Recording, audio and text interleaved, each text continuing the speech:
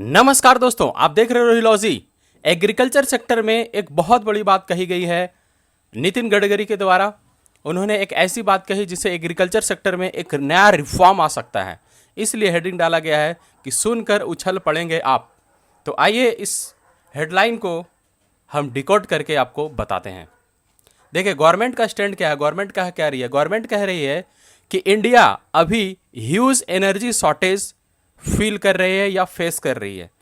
अभी agriculture sector को ज़रूरत क्या है कि वह अपना सेक्टर जो है एनर्जी एंड पावर सेक्टर में भी कन्वर्ट करें।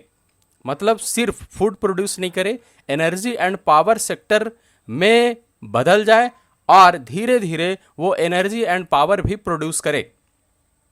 उनका कहना यह है कि अभी हम लोग क्या कर रहे हैं कि 15 लाख करोड़ बहुत बड़ा अमाउंट होता है। हर साल 15 लाख करोड़ हम लोग इंपोर्ट पे खर्च करते हैं। क्या चीज़ के इंपोर्ट पे? Petrol, diesel and other petroleum products. अगर हमारे पास इसका अल्टरनेटिव आ जाएगा तो हम लोग को इतना पैसा अदर कंट्रीज को नहीं देना पड़ेगा। ये इनका स्टैंड है। इस बात पे इन्होंने चर्चा की है और इन्होंने कहा है कि हम लोग क्यों ना अल्टरनेटिव फ्यूल पे डिस्कस करें या उस पर फोकस करें। ऑब्वियस सी बात है कि अल्टरनेटिव फ्यूल पे हम लोग को फोकस करना चाहिए, क्योंकि बहुत बड़ा अमाउंट इंडिया का बाहर चला जाता है पेट्रोल, डीजल और अदर पेट्रोलियम प्रोडक्ट्स के इंपोर्ट में। उन्होंने कहा है कि एग्रीकल्चर सेक्टर को डाइवर्सिफाई किया जा सकता है with the help of futuristic technology. Future technology जितने भी आ रहे हैं, क्योंकि बहुत सारे ऐसे कंट्रीज हैं जिन्होंने ऐसी टेक्नोलॉजी अपनाकर अपना पेट्रोलियम पे डिपेंडेंसी कम किया है। तो ऑब्वियस सी बात है कि इंडिया को भी ऐसा टेक्नोलॉजी अडॉप्ट करना चाहिए। इंडिया किसी से पीछे नहीं है। उन्होंने यह भी बोला कि हमारे इंडिया का 65 से 70% पॉपुलेशन जो है एग्रीकल्चर पे डिपेंडेंट है और हमारा ग्रोथ रेट कितना है एग्रीकल्चर का? तो ग्रोथ रेट है 12 से 13% मात्र। ऐसा क्यों है?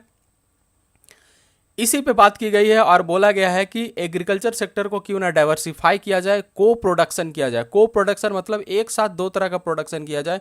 उन्होंने ये भी कहा कि इंडस्ट्री जितने भी हैं, खास करके शुगर इंडस्ट्री की बात की गई है, जो फार्मर्स हैं और इंडस्ट्री हैं, दोनों के लिए ये बात कही गई है कि उनको कम शुगर प्रोडक्शन पे फोकस करना चाहिए और बाय प्रोडक्ट्स पे ज़्यादा फोकस करना चाहिए। बाय प्रोडक्ट्स पे क्यों कहा गया है? इसलिए कहा गया है क्योंकि बाय प्रोडक्ट से ही इथेनॉल की प्रोडक्शन होती है और एनर्जी डिपेंडेंसी जो पेट्रोल पे है हमारा, वो चेंज होगा। मात्र यही अल्टरनेटिव है।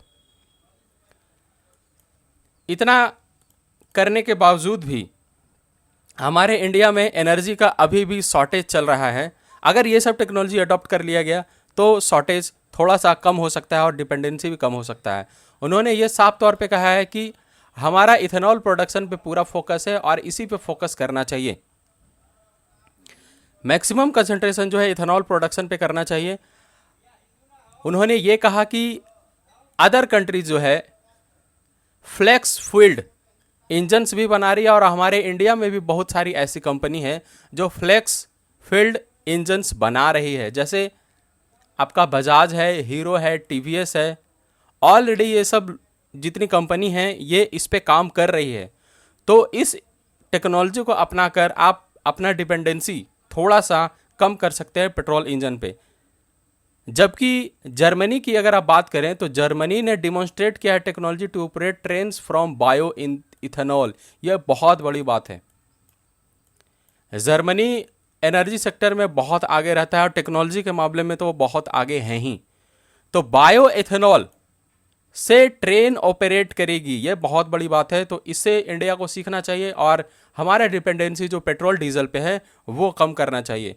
तो मेन ज्ञान की बात यही है कि इथेनॉल प्रोडक्शन पे फोकस किया जा रहा है और बाय प्रोडक्ट्स को बढ़ाने की बात की गई है इंस्टीट्यूट ऑफ शुगर प्रोडक्शन। मिलता है फिर किसी अगली वीडियो में अगली जानकारी के साथ। तब तक के लिए अपना ख्याल रखें। Bye bye.